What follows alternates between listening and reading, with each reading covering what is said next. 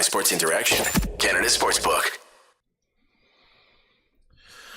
Well, not the outcome anyone was hoping for, but kind of expected when you're playing a team on an 11 game, now 12 game win streak. Hello everybody, welcome to Game Over Ottawa. Today I am joined by the wonderful, I don't even know how to introduce you. I'll say actor, writer, comedian, jack of all trades. Sure, yeah. Go with that's that. fair.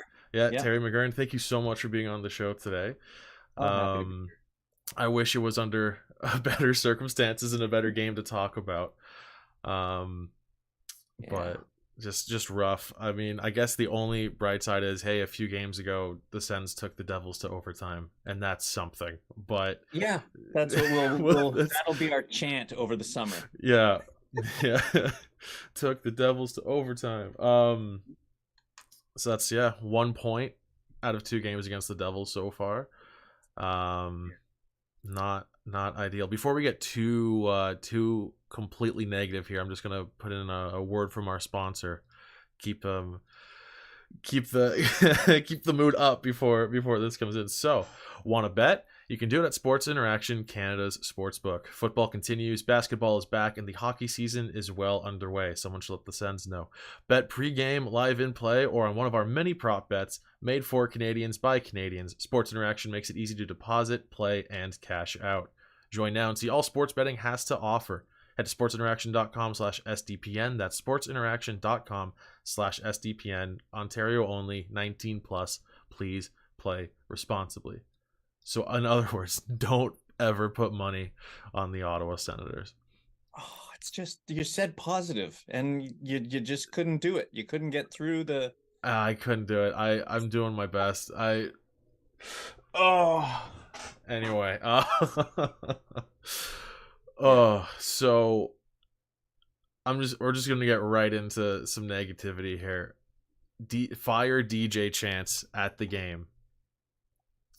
How do you feel about that? Because I know a lot, just like any other thing this season, there's quite a few different opinions on everything, and I've seen everyone say, I've seen people who are defending DJ Smith, say 15 games in now are kind of on board with the change.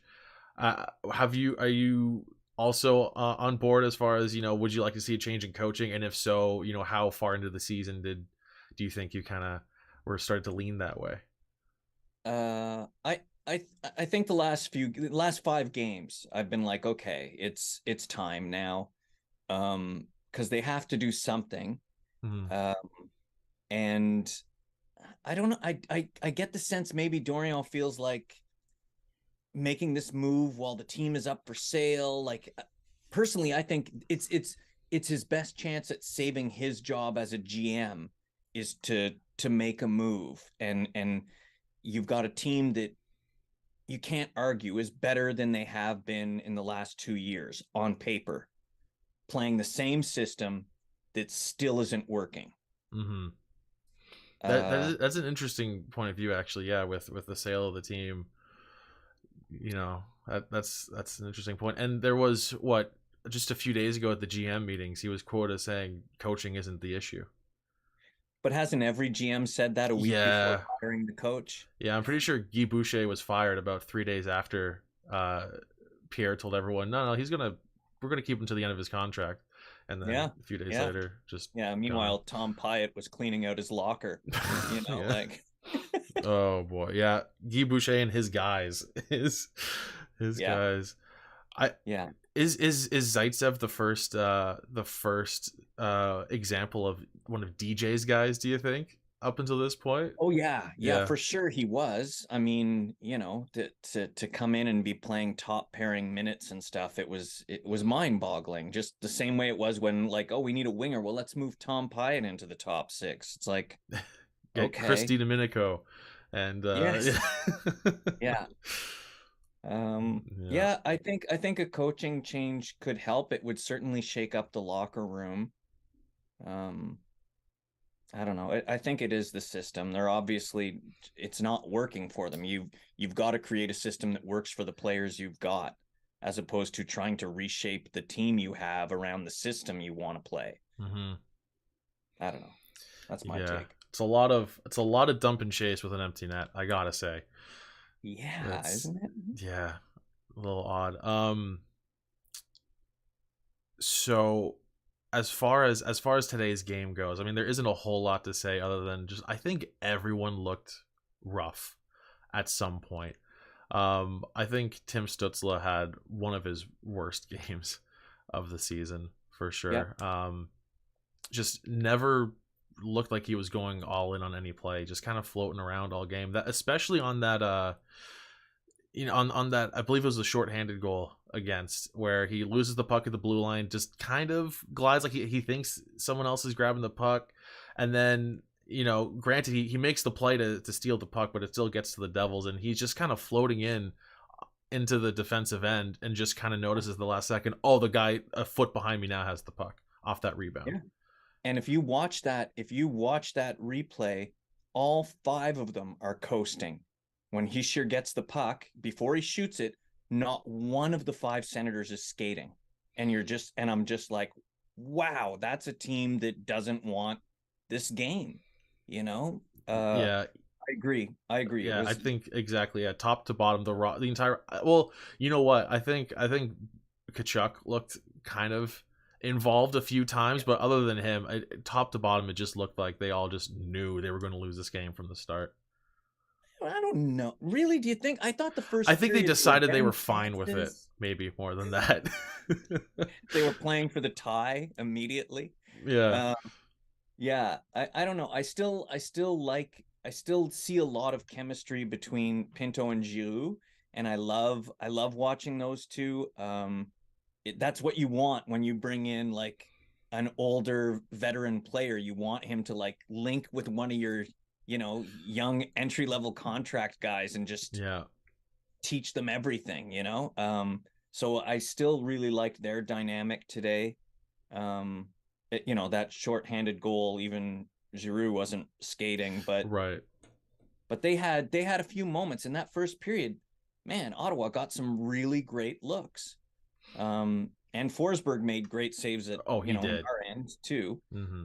Uh, I was surprised when he walked off so calmly because getting pulled on goals Yeah, that really weren't his fault. I think everyone was when he was walking down the tunnel, everyone was expecting, all right, so that stick is gone in 3, 2. No, yeah, Yeah, you're right though. Completely calm. Yeah, and that's the thing. Like, I think a couple of the goals he let in were a bit weak, but he made some really tough saves. yeah, huge.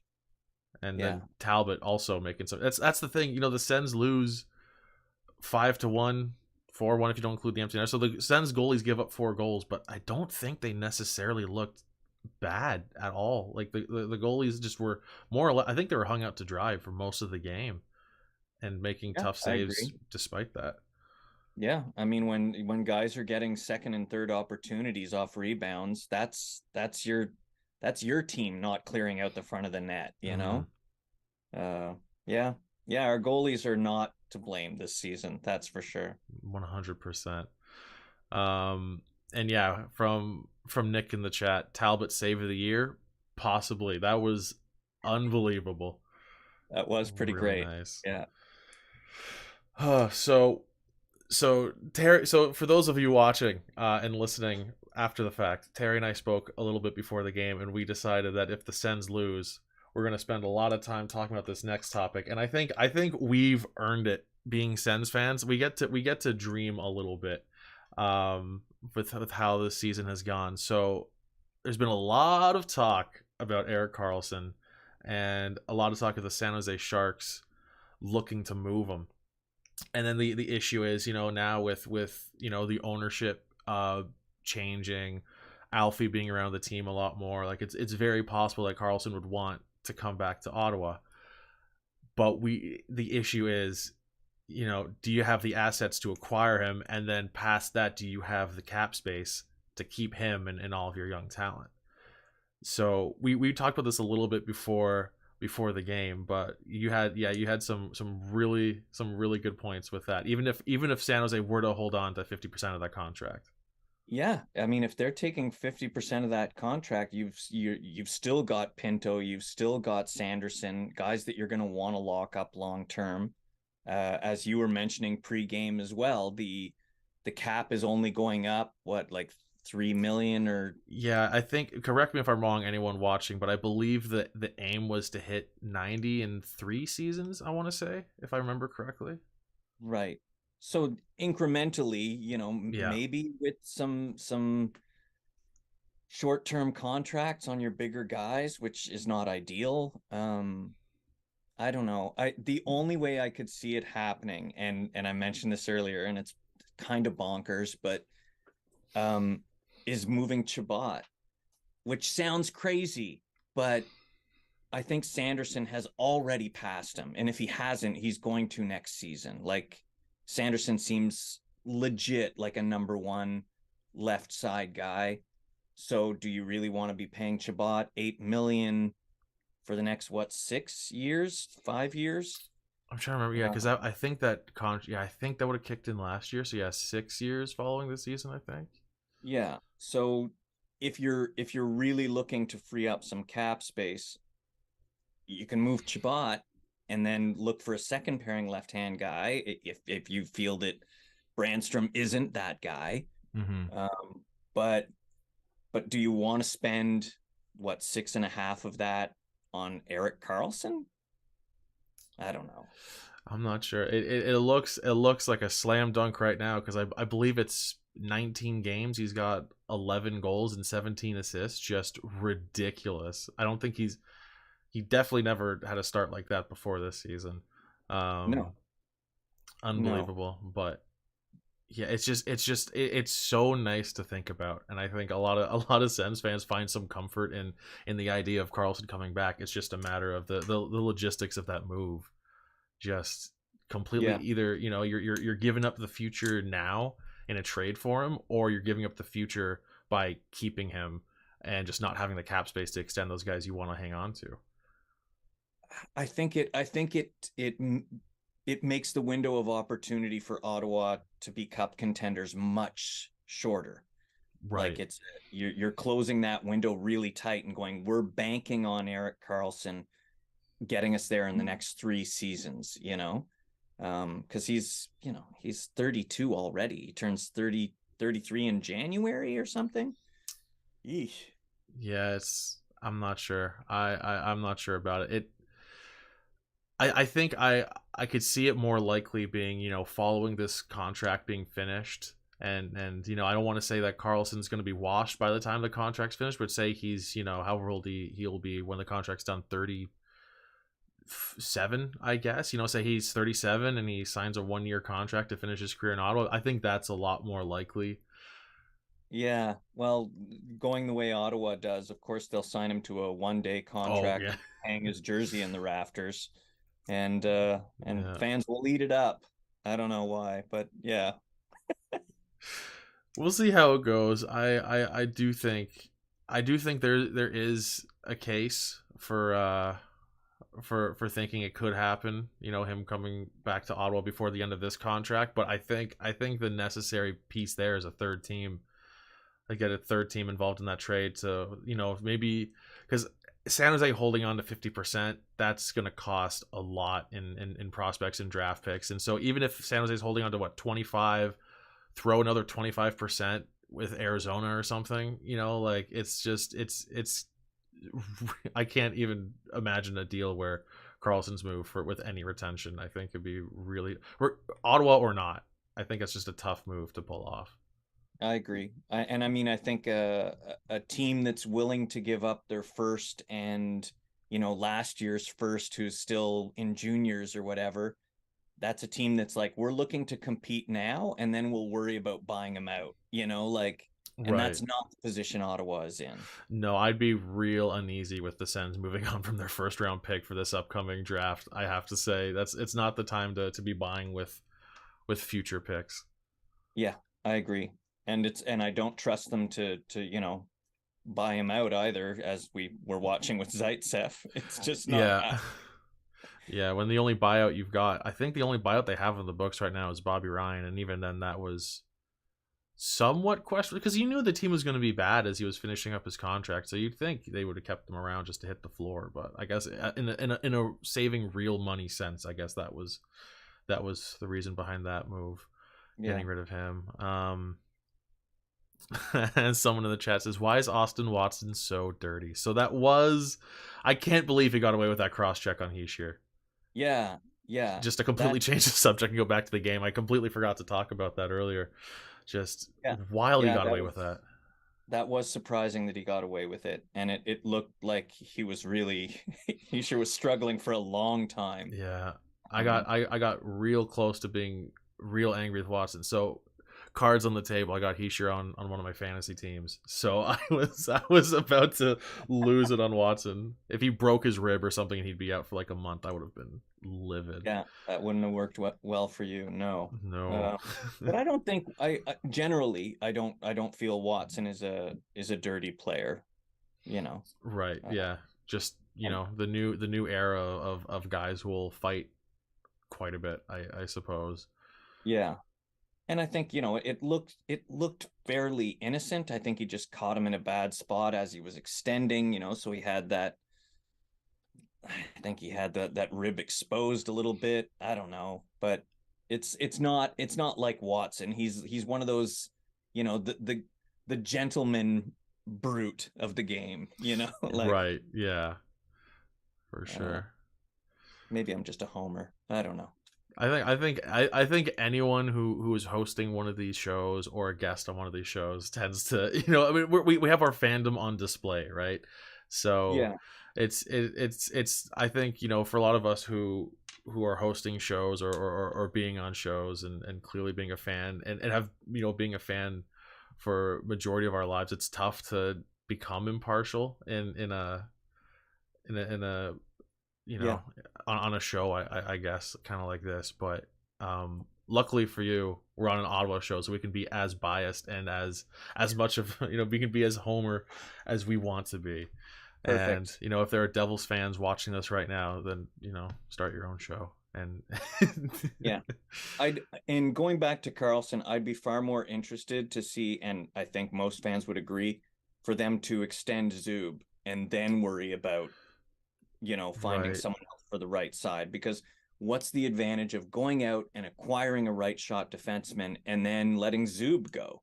It'd be like, right. okay, well, now you haven't gotten better, Yeah, you because know? if you've got, this is gonna sound ridiculous the more I think about it, but I'm just gonna spit this out before I convince myself not to say it. If you look at, say a top three defenseman being Shabbat, Zub, Sanderson, which by next season will 100%, it's going to be Sanderson's decor for sure.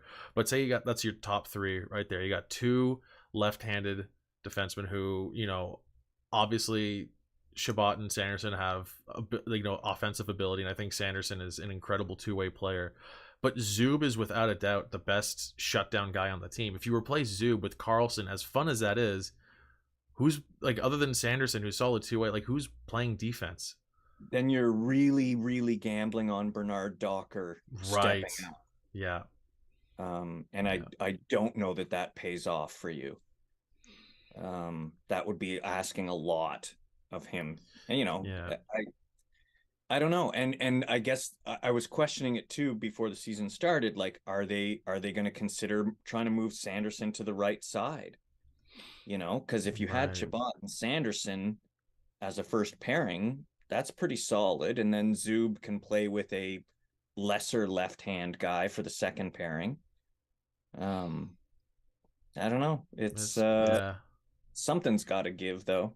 Right. Yeah. And as far as the conversation goes for that second pairing left-handed guy, if you want to avoid having your $8 million Shabbat as a second pairing guy, then yeah, like who steps up there? Would it be like? 'Cause I think Brandstrom looked great to start the season. I was really impressed for the first maybe 5-6 games or so, and he's just kind of fallen back to earth. I think we're just kind of seeing him not necessarily regress, but kind of just play like the player we've all kind of watched for the past year or so. Yeah. Well, I don't think he's getting as much opportunity on the power play either, which is Right. kind of where he was showing us like little glimpses of like, Mm-hmm. oh, this guy could be special. But yeah, that's a trade that I think will always haunt us. Um, Yeah. you'd like to think that Mark Stone could have gotten you something more, but yeah.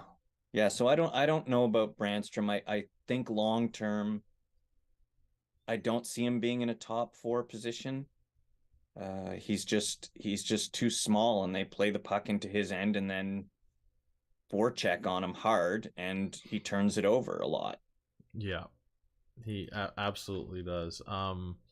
And I don't know if that's just rooted in like a confidence issue or just a lack of defensive ability in general. I'm not sure, but Yeah, it's frustrating when you see someone start out the season just so solid all around, and then just you know it just looks like he forgot what he was doing 10 games yeah. ago. It does make me wonder, like with the Pittsburgh trade, like if Brandstrom Marino, there could have been a deal Oh, made there somehow. because that was Uh, what I think New Jersey gave up, what, a third round pick or something like that for him, straight up. that's right. Just Well, it was a third and oh God, who went back? It's was a it guy third and they've a got back in the prospect? minors, Okay, but he was yeah, it was a former first round pick, but still not a I don't know. Yeah, I something the agree. Sens got anyway. Yeah, yeah.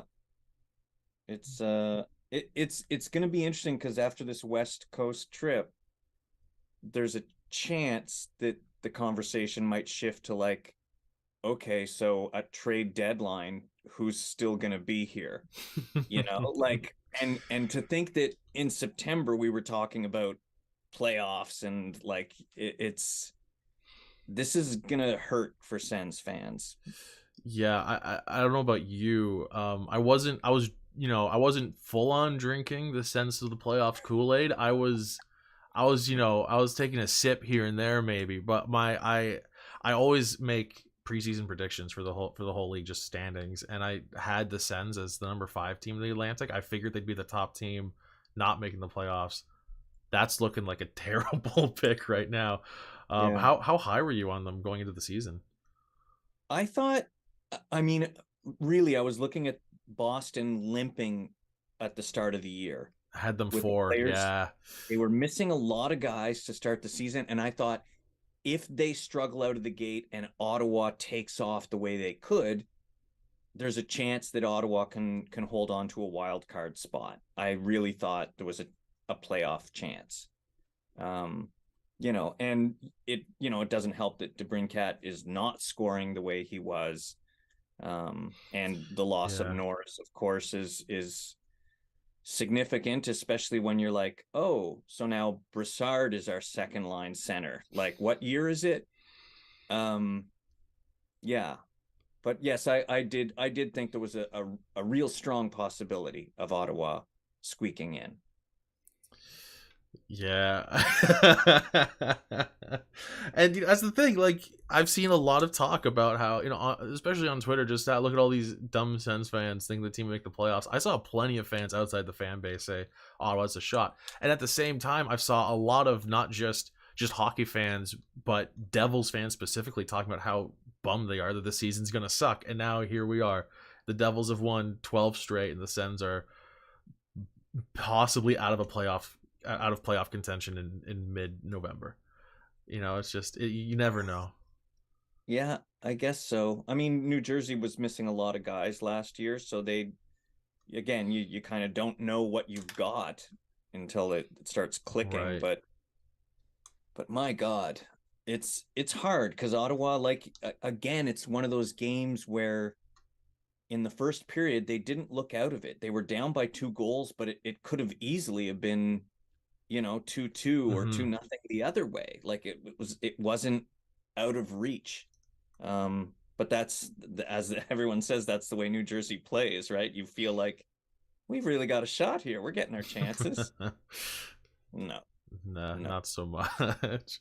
They just kind Yeah, of, yeah, slow chokehold throughout the game. That's the thing. Like, and they said it on the broadcast too. New Jersey never looked unbeatable at any point of the game. They just play at a good, like, high level for 60 minutes.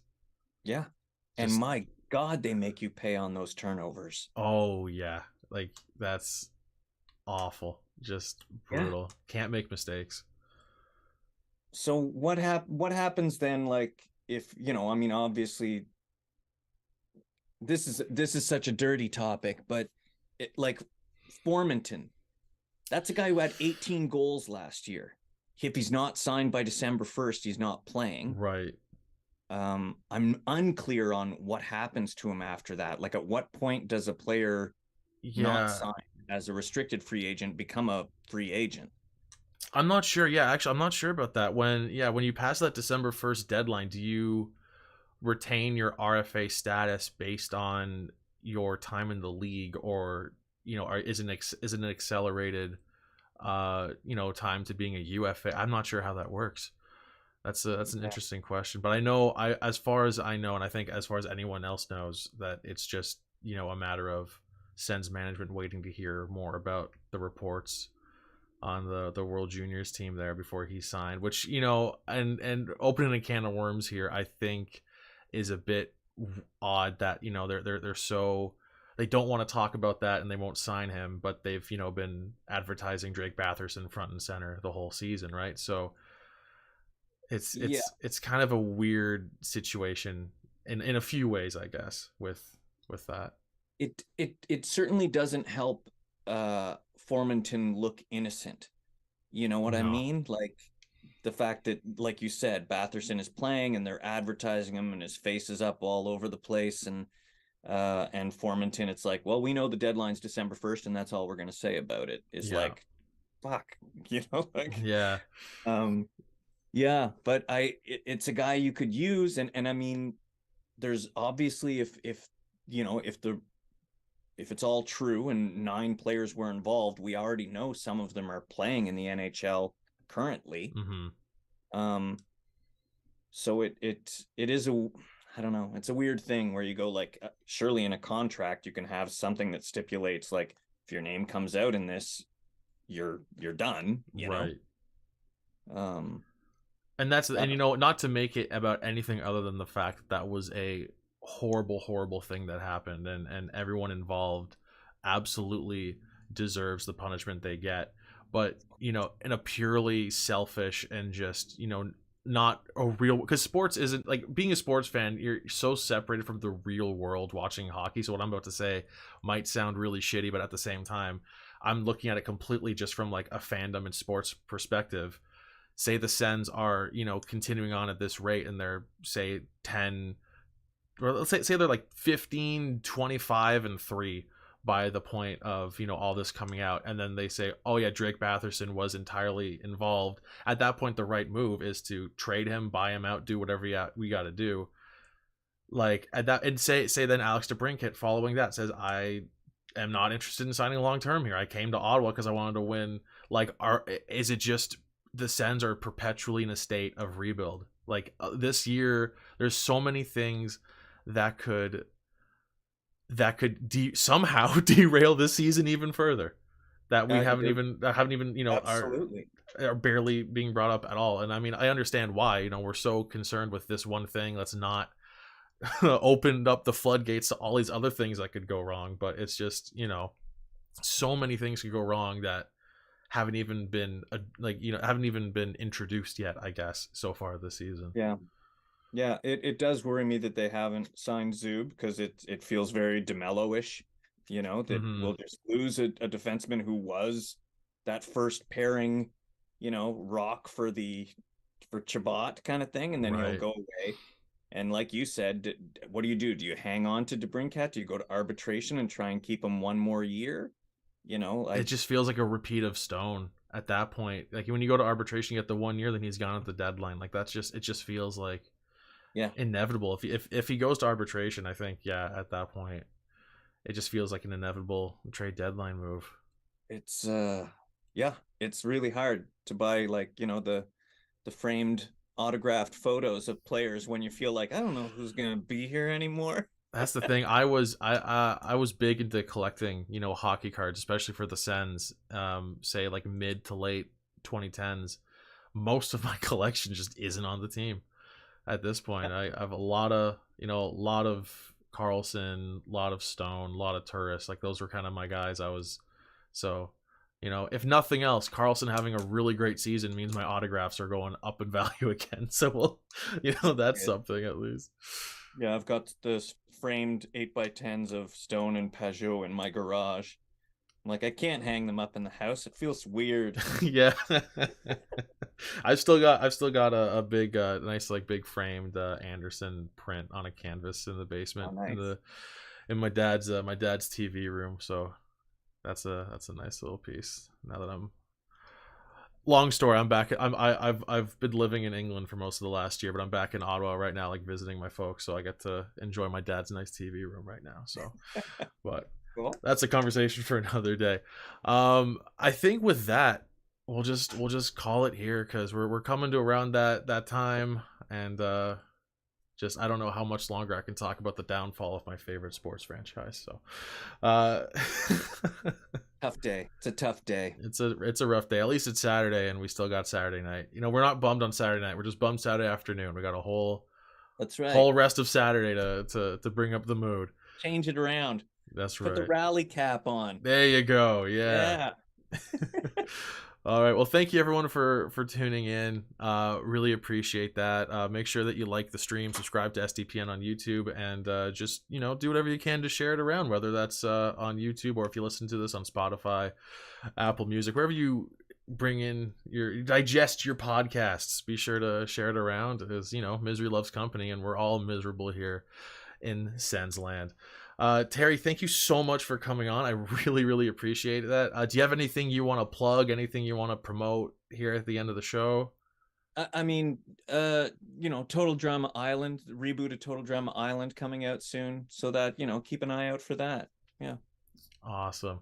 Thanks again for coming on, and we'll catch all of you next time. Let's all have our fingers crossed for a successful Western road trip coming up. A lot of late games. See if it's worth staying up for them. All right, we'll see you guys next time. Game over! Powered by Sports Interaction, Canada Sportsbook.